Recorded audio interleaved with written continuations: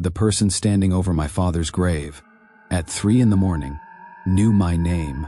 Before I said a word, my name is Caleb Morrison. I am 26 years old.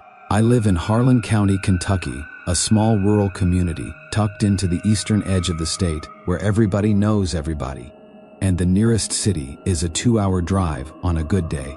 I work as a groundskeeper at Pinewood Memorial Cemetery, 32 acres, operating since 1887. On the outskirts of town where the roads get quiet and the trees get thick and the world outside feels very, very far away. I took the job 6 months after my father was buried there. Being close to where he was made the grief easier to carry. I know that sounds strange, but in Harlan County, you take comfort where you find it. This is about the night of October 9th, 2023. I had stayed late that evening to finish reseeding a damaged section of the east lawn.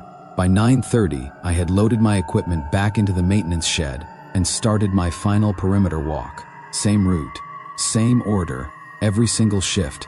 The gates, the fence line, the grounds, everything was normal until I reached Section C. My father's grave is in Section C. Plot 14, a simple gray headstone, his name, the dates, and a single line my mother chose. A good man who loved his family well. I always stopped there on my way out. Every night, without fail, that night, I noticed something at the base of the headstone that had not been there when I arrived that morning. Fresh white lilies, 6, maybe 7 stems, laid carefully across the stone. My mother lives in Tennessee. She had not mentioned visiting. My father had no other family nearby who would come out to a cemetery on a Monday evening in October. I made a mental note to ask her about it, and I kept walking. That detail, remember it. And while we are here, have you ever noticed something small? Something that felt just slightly off, but your brain filed it away as nothing? Something that later turned out to matter more than you ever realized? Drop it in the comments right now, because I am about to show you exactly what ignoring that feeling cost me. I left the cemetery at 9:45, drove home, ate leftover pasta standing over the kitchen sink, went to bed around 11. I woke up at 2:40 a.m. That specific feeling, you know the one. Not anxiety exactly, more like the nagging, quiet certainty that something needs checking, something left undone, something not quite right. I have learned not to ignore that feeling. So I got dressed, and I drove back. I parked outside the main gate at 3:02 a.m. Used my staff key to let myself in. The cemetery at 3 in the morning is a different place than it is during working hours. Not frightening. I had been there at night enough times that the darkness was familiar, but quieter, in a way that is hard to explain. A quality of silence that feels intentional, like the property itself knows it is nighttime and is behaving accordingly. I walked the main path, flashlight low, equipment shed, locked, main gates, secure. I turned towards Section C. I was 20 feet from my father's grave when I saw the figure, a person, standing directly in front of the headstone, back to me, tall, dark clothing, completely still. I stopped walking. The security light on the oak tree at the corner of Section C gave just enough ambient glow to confirm that was a person. I called out, steady voice, professional, "The cemetery is closed. I'm going to need you to exit through the main gate." Nothing, no movement, no response. I took 2 more steps forward.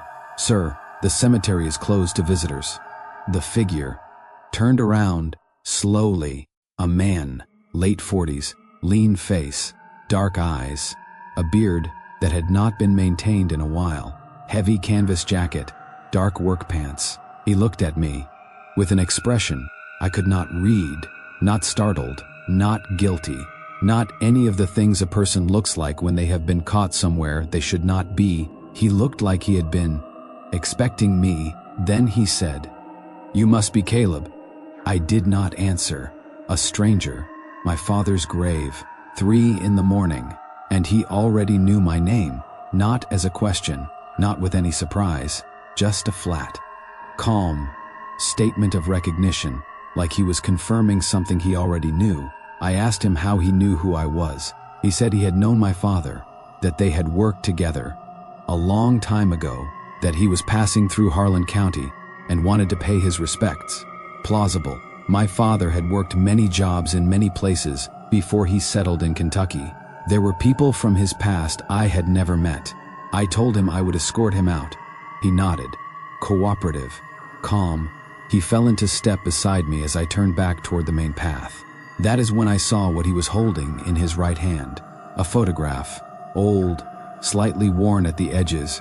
He was holding it loosely at his side, and in the beam of my flashlight, I caught a clear look at it as we walked.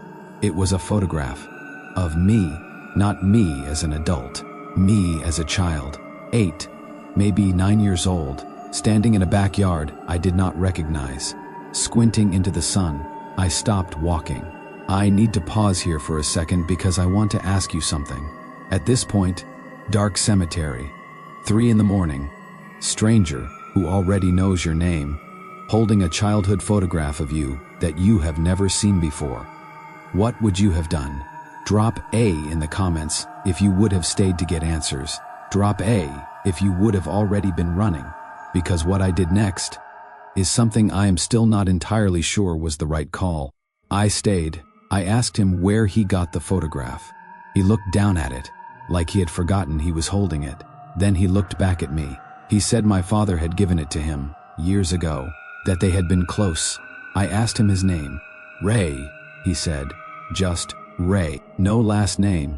I walked him to the main gate, unlocked it, watched him step through, locked it behind him. He walked toward the road without looking back, and disappeared into the dark. I stood at that gate for a long time after he was gone. Then I went back to section C, stood at my father's grave, looked at those white lilies in the beam of my flashlight, and I realized what had been wrong about his story from the very beginning. He said he was passing through, a spontaneous visit to pay his respects. Those flowers were same-day fresh, purchased that morning, or that afternoon at the latest. Someone had planned to be at that grave. On that specific day, I checked the south fence line. He had told me he squeezed through a gap to get inside. I walked the entire southern boundary, with my flashlight pointed at the base of the fence. The fence was completely intact. No gap, no disturbed sections, no sign that anyone had pushed through anywhere along that boundary. He had not squeezed through a gap, which meant he had either scaled an 8-foot fence in the dark, or he had been inside the cemetery before I locked up, hidden somewhere on the property, waiting. I called my mother the next morning. She had not visited, had not sent anyone, had never heard of anyone named Ray from my father's past. I pulled the visitor log for the previous 2 weeks. No one named Ray had signed in. I checked the security camera footage from the main entrance. Nobody matching his description had entered through the gate during operating hours in that entire period. Not once. Before I tell you what the sheriff's department found, I want to ask, have you figured out what was actually going on? Pause the video right now. Drop your theory in the comments. What do you think Ray was really doing in that cemetery at 3 in the morning? Then keep watching. I filed a report with the local sheriff's department 2 days later. Deputy Carver took my statement, ran the name Ray and the physical description through the system. 3 days later, he called me back. A man matching my description had been reported in 2 other counties in eastern Kentucky over the previous 6 weeks. Same pattern. Both times found in cemeteries at unusual hours. In one case, inside a locked cemetery in Letcher County with no explanation of how he had entered. In the other case, a groundskeeper in Perry County reported a man matching the same description, who had known the groundskeeper's name. Without being introduced, that groundskeeper had also recently lost a parent, buried at that same cemetery. Then Deputy Carver told me the part I have not been able to stop thinking about. In the Letcher County incident, the responding officer had asked the man how he got into the locked cemetery. The man said he had a key. The officer asked where he got it. He said he had made a copy. The officer asked from whose key he had made the copy, and the man said from the groundskeeper's key ring. While he was working, I keep my keys on a hook inside the maintenance shed during my shifts, right inside the unlocked door that anyone walking past could access.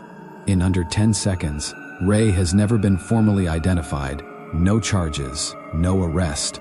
He has not been seen in Harlan County since that night as far as anyone knows. I have a new keyring now. It never leaves my person, but I still think about the photograph every single day, a picture of me at 8 or 9 years old. In a backyard I still cannot identify, that my father apparently gave to a man that nobody in my family has ever heard of, during a period of his life that nobody can account for. I think about how long Ray had that photograph. I think about how long he had been watching me work, before he got close enough to copy my keys, and I think about the fact that he was standing at my father's grave in the dark at 3 in the morning, calm, unsurprised, already knowing my name, like he had been there before, like he knew exactly when I would come back, like he had been counting on it. If this story kept you watching all the way to the end, hit that subscribe button right now. I post new true horror stories every single week, and share this with someone who thinks they do not scare easily. Let us see how long they last.